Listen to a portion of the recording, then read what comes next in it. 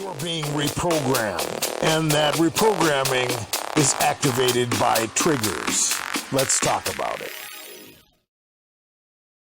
I don't know how healthy it is, but a lot of times I will simplify a situation and look at it from a perspective or an analogy. And in this case, I'm going to look at people as though they are computers. I think they're a lot like computers.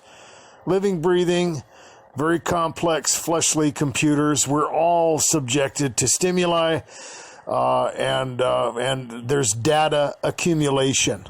Okay, so that means that whatever we experience, whatever we go through, is going to have an effect on us. It's going to imprint something. We're going to react to it in one way or another. It's just a reality. And targeted individuals are going to have to realize that. They're going to have to see that there's a motive behind the activity that they're dealing with. There's going to be an effect. And some of those are natural.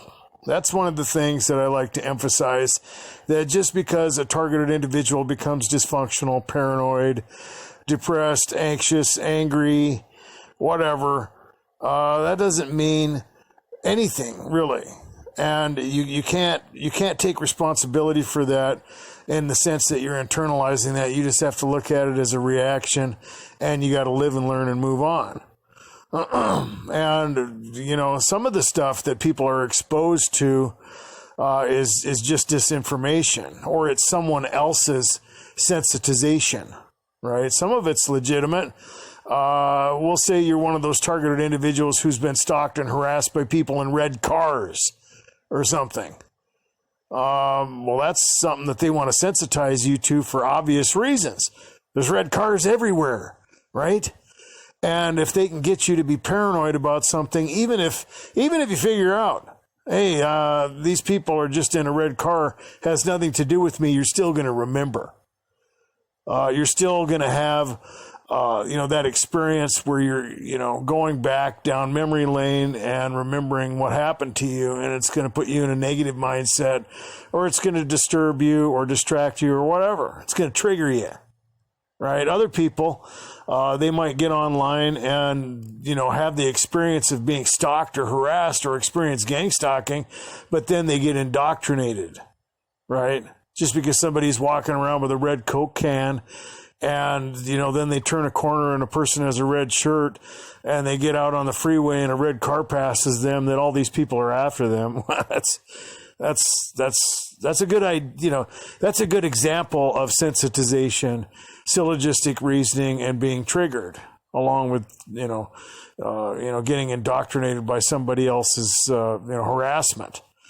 But, people are triggered. And I've talked about before that, having a community of people who are targeted individuals would be pretty difficult, because a lot of the stuff that people are sensitized to is in their environment. It's key phrases. It's situations that are very similar, right? We're in a world that has similar circumstances, okay? And when people get attacked with innuendos or street theater, a lot of times that puts a huge imprint on them. That affects them in a lot of different ways. And they don't want to experience that shame. They don't want to be the underdog. There's a lot of things that go into being attacked and critiqued. And we're not going to go into all those things. But what happens is people start looking for it, and they start becoming, defensive in a way where they're trying to protect themselves. And, as an example, I might have a similar situation. We'll just say a bunch of targeted individuals get together and people start talking about something. Well, you're just saying that because and you're messing with me. No, you're going to run into a lot of things that you're, sensitized to, because that's how it works. Okay. And people get triggered. I was talking to a friend not too long ago, and I had mentioned something. I was just kind of joking around, and I accidentally triggered that person, but they realized what happened. They didn't take it personal. Okay, they didn't say, "Hey, you're a perp. You're a gang stalker," right? And accuse me of harassing them or whatever. And they realized what happened. And that's kind of where I'm going with this, okay? Because one of the main strategies for gang stalkers, one of the main motives for this whole thing is to get you in a place where you're reacting to stuff, not only in a way where you're being distracted, okay, but that you're gonna draw conclusions and you're gonna connect dots that aren't there. Just like a computer is infected with malware or a virus, harassment is just like that to the targeted individual. Okay, and it doesn't always just end up sensitizing the victim. Sometimes, people they become I don't know. People talk about perps. They talk about, oh, you're a handler or whatever, and they'll start accusing people.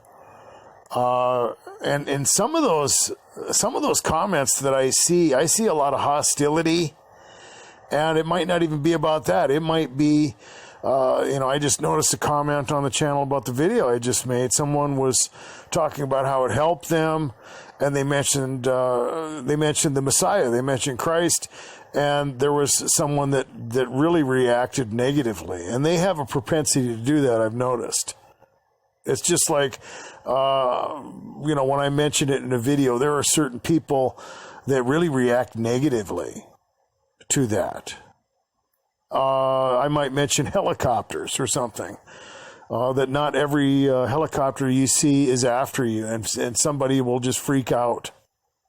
Okay, and in the process of trying to defend themselves, in the process, they are reacting.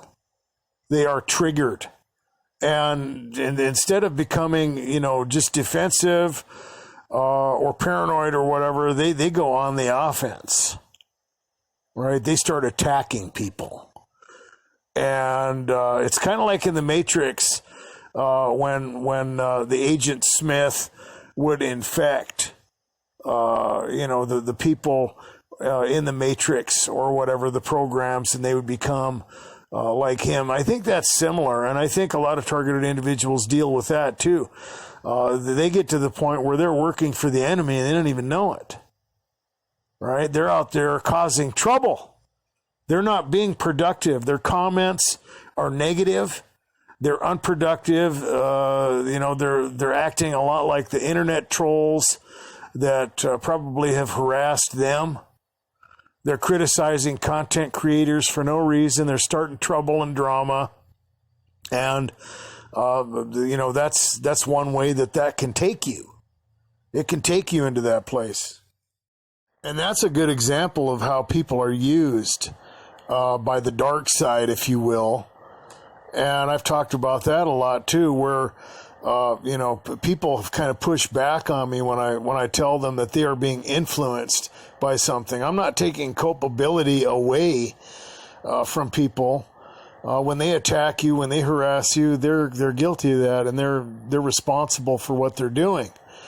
But they are being influenced. And when you see, someone who is a victim of harassment turn around and start lashing out at people, that's a good example of how that works, right?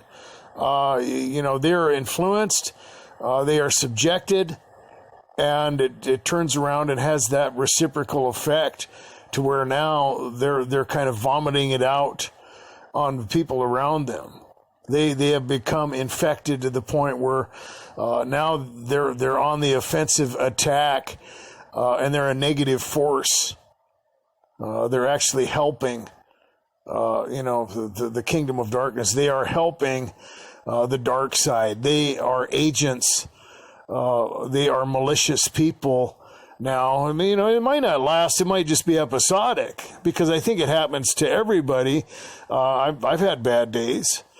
But when you see someone who's, chronic, You see someone who's in the comments and they're always doing that. They're always reacting that way. They're always being negative. They're never positive.